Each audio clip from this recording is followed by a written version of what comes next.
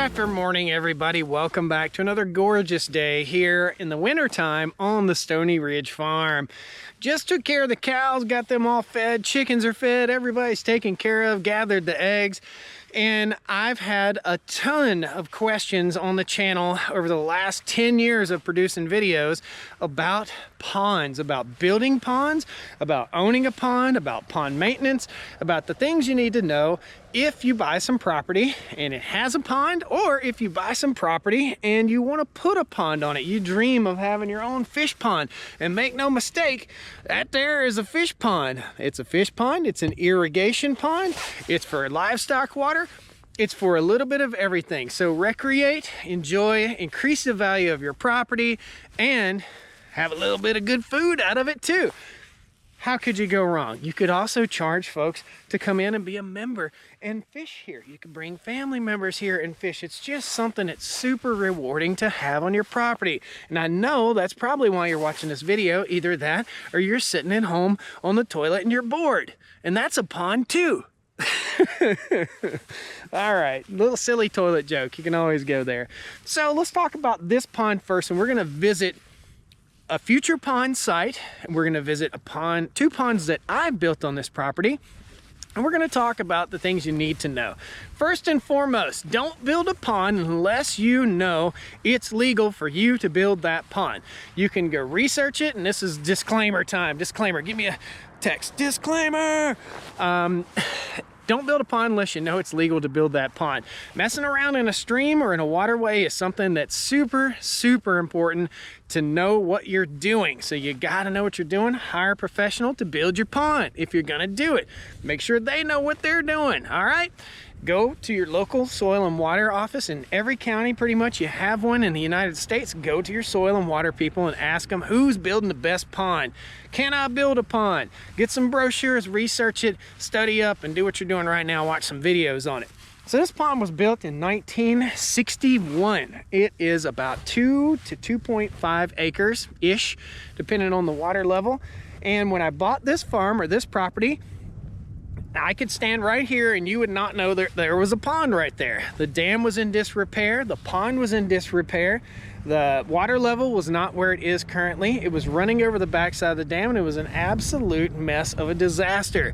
Now, the pond over here was not here when I bought the farm, and the one up on the top of the hill. And we have plans for at least two more future pond projects here on the Stoney Ridge. So I hope you're subscribed. It's easy. Click the bell, notifies you when I post a new video. Subscribe, it's great. Stick around the end. We're gonna go to some of my most frequent questions, and post questions and comments down there, please. If you have any questions, I read my comments, okay? I might have 1 million followers, but I still go through and I care, and I read my comments. I care about what you think, and I wanna teach you. I want you to learn from me so you don't screw up like I did. So anyhow, a few things you need to know about a pond. There's not a lot of maintenance to do on this pond right now. Back when I first got it, it was covered in green slime. That green slime was duckweed, and duckweed had infested my pond. That is oftentimes an indicator of a pH issue or a water nutrient issue, or the pond is just in disrepair, which is the case here. This pond is fed by springs. Spring-fed pond, springs that are all the way up in this here holler. A holler is a canyon or a valley. That's where the creeks flow. They don't flow up on the top of the hill. When we go visit the pond on the top of the hill, you'll be surprised. It's at the highest point on the farm, but there's a spring up there. So this is creek-fed / spring-fed. When we get a torrential downpour, say 3-4 inches, this pond will overrun the dam, and you need to remember that, and you need to plan for it.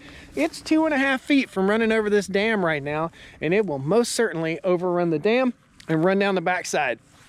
Better pay attention. If you build a pond, get some root structure on that pond as quickly as you can. If your pond overflows, get back in there and get some erosion control measures in place on your pond dam so that you do not lose your pond. Be wary driving back and forth, back and forth, back and forth across your pond. That's going to kill the grass. What's that going to do? Kill the grass. Pond overflows. It gets one little spot, it starts to erode, and it eats away the backside of your pond dam. Let's go over here and I'll show you some spots where that's happened. I didn't know this before. When I cut the timber so I could clear this pasture, the timber crew had to drive back and forth across the pond dam. What'd they do? They tore the soil up. What'd that do? Caused erosion. And I'm gonna show you an eroded spot. I just filled it back in. There's 2 eroded spots. There's a low spot on every dam. Don't let anybody tell you any different. It's a low spot right here. This is where the water comes over. It ran down through there, and right down here, there's a washout. That's gonna try and wash your dam out. It's like a little dip right there. Water falls over, washes it away, washes it away, washes it away. So, super important, if you have an overflow, you need to make sure you get some soil back in place and you get some erosion control measures in there. We got soil back in place and we got erosion control measures. We're gonna talk about this dock here in just a second. We got 2 different kinds of docks on the farm. I am feeding you with a fire hose. So if you need to watch it twice or tag this video to watch again later, go for it. Now, we had another low spot, a significant low spot, and a significant washout right over here, and it's starting to try to wash out again. I fixed this in the fall, and you can see we brought in loads of dirt, and we had a huge washout, and there was a gully wash right here, and a gully wash right there. This is just where the water just cuts it away. What causes damage to your pond dam? It's not slow moving water, it's fast moving water. That's what causes erosion. If you can keep water on your property, both in the soil or in the grasses in your pasture, or in a place like this, if you can get erosion control measures in, you will save yourself a lot of grief. Now, when I bought this farm, you couldn't walk across this dam. It was too thick to get through here with the machete. You'd have to get Arnold Schwarzenegger like he did in Predator and mow it down with a with a Gatling gun to kill all that. We had to clean it all off is what I'm trying to tell you right here. When we cleaned it off, the guy that cleared my land knew how to build ponds. He's a pond guy, but what did he do? When he came through here, did he shoot grade?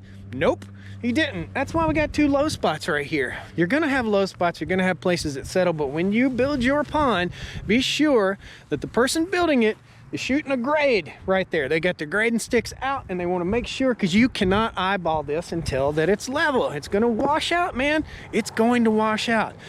There used to be a spillway right here. This is where we cut it back. We dammed it up a little bit and we put in a new pipe right here. Put a pipe that's bigger than you think you're going to need. The guy that did this for me knew ponds. He knew better. We put the tiniest little pipe in here because my budget wasn't that high. He didn't say, hey man, if you put that 10-inch pipe in there, it's going to overflow your pond and wash your pond dam away. He didn't say that to me. He said, well, it's more expensive if you put a 12 or 18-inch pipe in, so, you know, we could just get away with a 10. I didn't know no better. Now you know better. You know better. The biggest threat to this pond right here is the trash throwing people. This is the only pond that I have, and there's a duck out there. That's pretty cool. There's a wood duck out there.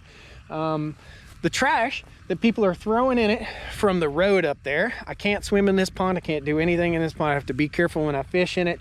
And there's beer cans and stuff in the pond. There's a Sun Drop. There's a Budweiser. There's another can over there. Ice House. There was a little liquor bottle up here. And what do you see here? Here's the second big threat. Holes. You see these holes?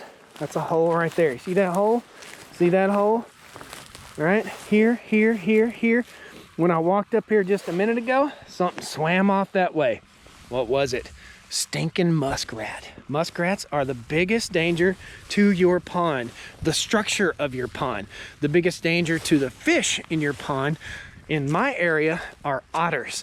If an otter gets in your pond, a river otter, they get in your pond, they will decimate the fish population. They will absolutely destroy the fish population. I had an otter in here and I had to trap them out. I've been trying to systematically trap out the muskrats in this pond as well. And I'm gonna make me some nice muskrat mittens and some moccasins. So for maintenance, you just gotta keep it up. This, you see that thing floating out in the water? It looks like it's floating. That's the old stand pipe. I'll post a link at the end of this video to how we repaired that, because This pipe started leaking. It was built in 1961. It's called ductile iron. These old pipes are called ductile iron, and that ductile iron started to rust. It rusted all the way through. So that pipe goes down into the dam. Let's just show you real quick demonstration. It goes from there straight down, elbows over, through the dam, and comes out the other side right down here. You can see we had to do some repairs. So it used to come out right here. The pipe rusted, broke off back here, and washed away part of the dam. I was about to lose this pond last year. We got it fixed. It's good to go. It's a great video. I hope you guys will watch it at the end of this. Now, let's talk about docks. I got a couple different kinds of docks on my pond. I'm gonna tell you, it's super rewarding to have a dock on your pond, a floating dock. Both of my docks are flow docks. I'll post a link up here you can scan, and I'll post a link down the video description if you want to check out flow docks and see if there's a dealer near you. I did work with flow docks on the installation of this awesome dock system. So this is a lifetime dock. You've got a gangway or a plank, a gang plank for it's a ramp basically that goes up into the dock, and this is a flotation device. So this dock floats up and down with the undulating water levels. Undulating, big fancy words. Well, let's just show you. It's all aluminum, corrugated aluminum. It's all built in a factory right in Minnesota, American made. We got floats up underneath here. These pylons are simply screwed in to the bottom of the soil underneath the dock. Now, once in a while, I'll have to run a rod through here and I'll have to twist these in. On the bottom of this pylon is a corkscrew apparatus, and that corkscrew just screws right in. And as this floats up and down, it just raises and lowers. This is a game changer, man. If you want to swim in your pond, get you a nice dock like this. I've got a ladder kit and everything, and I think I'm going to swim here, but you got to wear shoes because who knows, from 1961, how many glass beer bottles and stuff have been, liquor bottles, beer bottles, all kinds of stuff has been thrown out in here. So be wary of that if you do have a pond, and just make sure you don't cut yourself, right? Okay, we're gonna go over, we're gonna check out this pond, and I built this pond along with the help of a friend. The other pond I built totally by myself. I felt comfortable after learning about this one, that I built the pond on the top of the hill all by myself. I hope you're enjoying today's video, guys. It helps me if you hit that like button, and it helps me if you subscribe, and it helps me if you ask questions. So please, feel free, ask questions. It's awesome. You want to see me build this fence? I'll post a link to that at the end of this video too. So, this is a pretty cool setup. This pond is approximately 3/4 of an acre, and this was a swamp right down in here, just a wet area. Now, it wasn't like a protected wetland or anything, so don't get all roared up about it, all smeared up about it. It was a wet area. It was an unusable place on the farm. This was an embankment. It was this high. We took the soil that was from right here, which was a high clay content soil, and we moved that soil right over here. We cut out a bowl basically, and we built the pond. The other pond has a standpipe. This one has a through pipe, and so does the one on the top of the hill. Let me show you that. Now, I took riprap rock and I laid it right here on the pond dam to help prevent erosion. All right, and it's really, really helped in some spots, and in some spots, it hasn't really helped. You can see right here, it's kind of falling off. So I need to go back in here and prevent this from sloughing off into the pond. Why is this sloughing off? And daggum muskrats again. So the muskrats were tunneling underneath here and made the pond kind of slough off. And you can see it really good right here, okay? They just destroy. You can see that hole right there. Muskrats are horrible, horrible, horrible creatures for a pond. Awesome, awesome creatures for a marsh. But we ain't raising no marsh. We got a pretty pond here, okay? This is another flow dock. This is an aluminum dock. It's corrugated aluminum as well, built right in the USA. And this is a roll-in, roll-out dock. Super easy construction, easy to install. You can roll it in and roll it out. If you live up in places like Minnesota, where this is made, in Minnesota, then you need to roll your dock out every winter because it'll freeze up and it'll tear your dock all to pieces. All right, good to know. Let's walk over here and we'll show you the through pipe. You can see that's a muskrat hole right there. Gosh. I'm gonna have me some nice moccasins. Nice ones. I don't know what the heck that is. That's a pile of something that's from some sort of varmint. All right, so ripraff's holding up right here. Very good. This is a through pipe. Instead of a stand pipe, I got a through pipe right here. Goes right through the dam. Just simple. Goes right through there. Catches debris right in here in this shallow spot. And it comes out right here on this other side. Did that log pass through the pipe? Yep, sure enough it did. Now this pond is spring fed. In the wintertime, it gets more flow than it does in the summertime. Lots less flow in the summertime. I get a lot of people that ask me on the channel when they see me passing by my ponds, what's the water source? Well, a creek or a spring. People ask me about building a pond. Let's just say you wanted a pond in front of your house and you just dug a hole right here in the middle of this field. That's not smart. It's not going to work. You need a water source. You don't want a stagnant pond sitting in front of your house. A lot of people have asked me, can I drill a well and utilize that well to fill that pond? The simple answer is yes. The secondary answer is why? Do you want to just spend money? Can you imagine the amount of electricity it would take and the amount of water it would take to fill this pond and keep it flowing and keep it full all the time? Basically, your well would just have to run 24/7. It'd really have to run a lot in the summertime. If your well pump went bad and you had fish in here, what are you gonna do? You're gonna replace that well pump pretty quick or all your fish are gonna die. Now, in this pond from Conder's Water Solutions, we have a aeration system, and it's cloudy today, so it's not working right now, but this is an aeration setup, and typically this pond would get really cloudy, and we wanted to provide it with an aerator so that it had better nutrient and oxygen content since it's a very small pond. So we have an aerator inside the pond, and that is the solar setup for that. If you want it, all the stuff I'm talking about, there'll be links down the video description. Here's what I'm talking about, wet spot. This was not gonna be a pond. This was the woods with a mushy wet spot. I couldn't get in and mow. It was unusable for pasture. Now I can use it for irrigation, recreation, to water the cows, everything that I need. Again, you can do a whole lot of things in the name of farm versus the name of residential. So if you're thinking about buying land that doesn't have a pond on it, and you got 40 acres and you're like, nah, I don't want to raise any livestock, well, go get your farm number and you can build ponds like this, okay? Consult your soil and water folks and be sure you're doing the right thing. But be sure, rest assured, in the name of agriculture, you can build stuff like this. In the name of residential, you got a lot more hoops to jump through. So be a bona fide farm, be a farmer, and build your irrigation pond the way you want it. All right, we're gonna head on up to the top of the hill. We'll show you the last pond, and then we'll show you a future pond site. Hey, pond number 3 on the property. Oh, by the way, why build a pond in the first place? This increases your property value, guys. For the amount of money spent to build a pond like this, it totally increases your property value.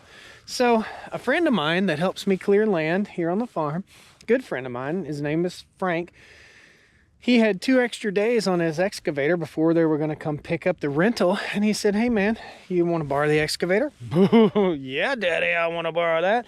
So I got up here, and this was a really rocky area, a real disaster of a spot, all the way up this ridge line right here. Super rocky. That's why we call it the Stoney Ridge Farm. This is the Stoney Ridge. And I used to have a creek crossing right in here. I say creek crossing, it's spring fed. This pond is fed by a spring that's right up there, meaning water is bubbling up out of the ground, and that's what feeds this pond. This is some of the cleanest water when the cows aren't in it that you've ever encountered. I stocked this with catfish. Remember me telling you about otters? Well, an otter got in here and ate every catfish in this pond. Currently, it has 0 fish in it, which is pretty sad, but it's also a great little frog pond. I like to go frog gigging. If you ain't never been frog gigging, It's really good. It's good stuff, good fun stuff. It's filled with tiny salamanders. It's great habitat. Red-winged blackbirds actually nest up here. And I also heard a whippoorwill last year up here, and I don't know if you guys have ever heard a whippoorwill or ever even know what it is, but it's a bird that's fairly rare nowadays, and it eats insects around your pond, but you never see them anymore because so much habitat's been destroyed with the urbanization of our farmland. That's unfortunate. Very unfortunate. Now, I had the cows in here for almost a month, and they did a number on the dam. I got a little work to do on that, but that's this pond. I have 1,200 bucks in this pond. This one has a through pipe as well. Let me show you that real quick. And I did have a problem once I built this with it leaking. You've got to have good, high quality clay type soil. If not, then you've got to put a liner in it. That liner needs to be bentonite. And I don't know how to do all that stuff. Some people line them with plastic, put bentonite in there. Bentonite basically is a clay-like substance. I repaired it with a material called Damn It, and Damn It is basically a gelatinous material that you put inside here. This pond was only like, I don't know, 12 inches deep. Once I got the leak, I fixed the leak, good to go. This one has a through pipe. The pipe starts somewhere right in here. Yeah, right there. It goes straight through the dam. It's about 16 or 18 inches deep. It comes right out the backside, where you see a little bit of ice and stones. All the stones that I'm picking up in these fields are going right there so that this does not erode the backside of my dam away. Probably should have put a longer piece of pipe in. That's a 20-foot piece of pipe. So the dam is about 20 feet wide. Did I use grading sticks and such for this? No, because look, the pond dam isn't that big. It's only from about here to about there. So it's only about 200 feet, okay? I did not do that. Has this pond ever overflowed? No, I don't have to worry about it because look, there's only this one valley right here. It doesn't take a lot of water. So you got to think about that when you build your pond. If you build it down in the holler, down in the bottom that gets a lot of water, you need to know your land first, I guess. So don't just go buy a piece of land and live there for 2 days and start building a pond. Live there for a year. Know which way the sun comes up, which way the sun sets. Where's the sun in the winter? Where's the sun in the fall? Where's the sun in the spring? Where's the sun in the summer? Know about that. Know how much water comes. You need those torrential downpours in the summertime and the wintertime. Also, you need to make sure you know how much water is moving through the area that your pond's going to be. If you're just building a catch pond, consult somebody that knows what they're doing, okay? If it's just for catching water off of your buildings or something like that, and you're trying to do it without a moving water source, just know what you're doing. And you better have some fish in there, because if you don't, you're gonna have mosquitoes like crazy. I've never been bitten by a mosquito around any one of my ponds because the habitat is good. Now we're gonna take you to a future pond site here on the Stoney Ridge Farm. So stick with me. I'll show you what it looks like before it looks like a pond. By the way, this pond's up on the top of the hill on the highest point on the whole farm. I can irrigate anything on this farm from right here, from that pond. I can hook it to water tanks, I can take care of my livestock, I can water my garden, I can irrigate the pasture, everything with a pond. So think about that. If you put it in the lowest spot on your farm, you're gonna get more water. If you put it in the highest spot on your farm or your property, you get more use out of it. Livestock water, irrigation, recreation, and increasing the value of your land. Let's get on over the other side of the farm.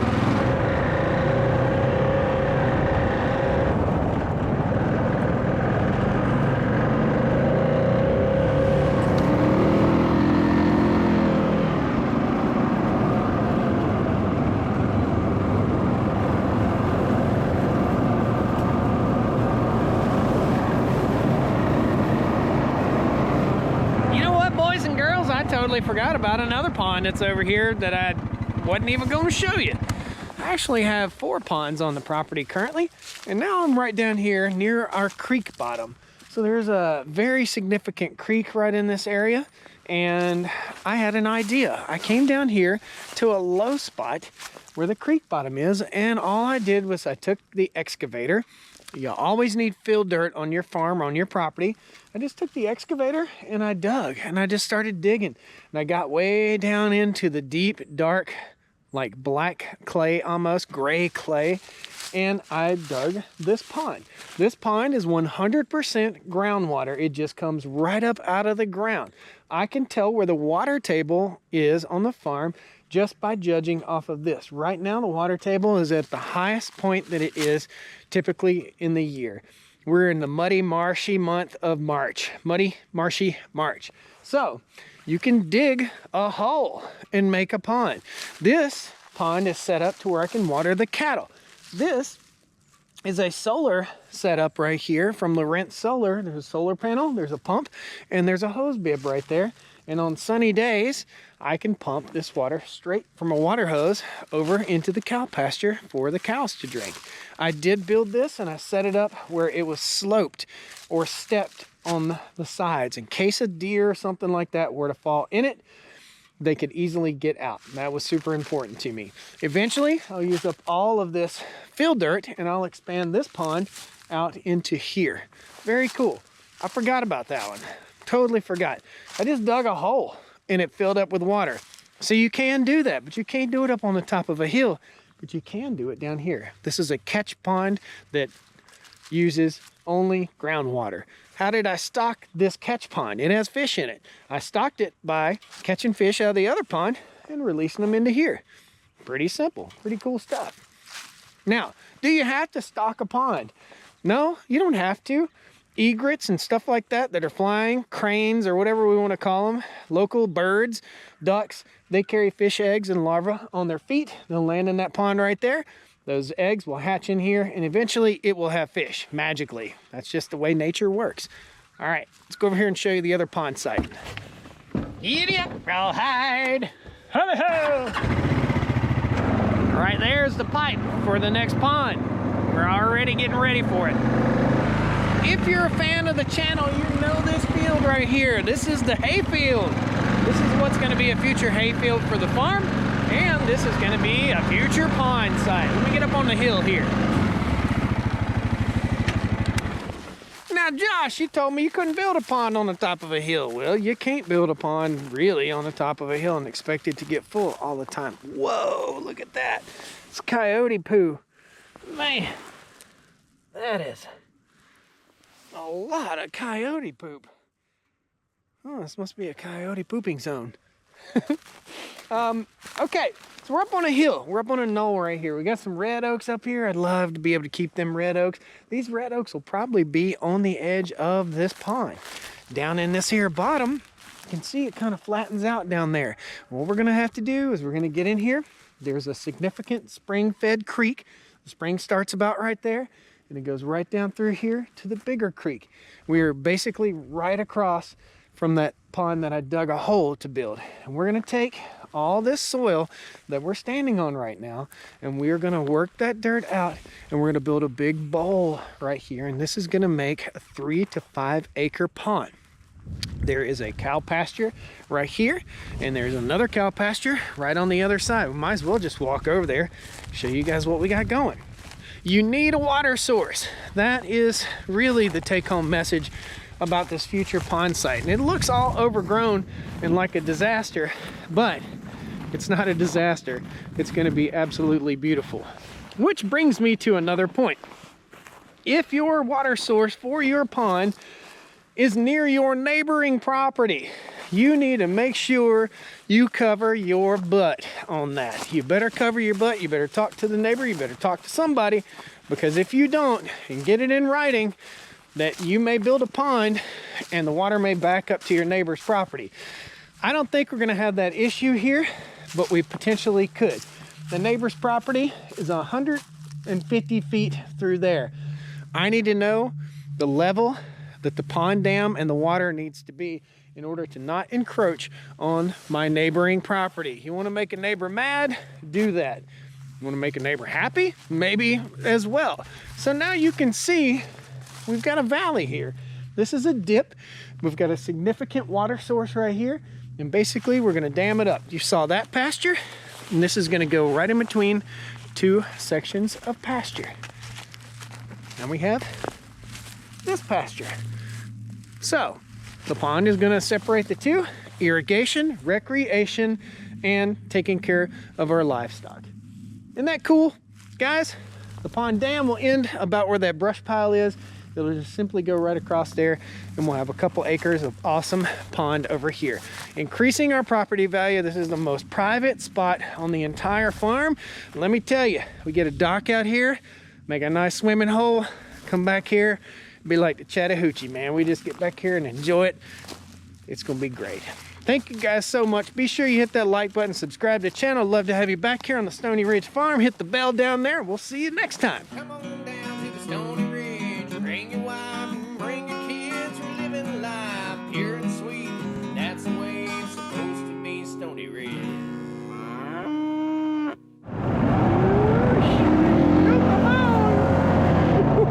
That was close. Postman's coming through. She's looking at me like I'm crazy. It's the post woman with no catalytic converter in her car. I have to get Arnold Schwarzenegger like he did in Predator and mow it down. Y'all come back now. You hear?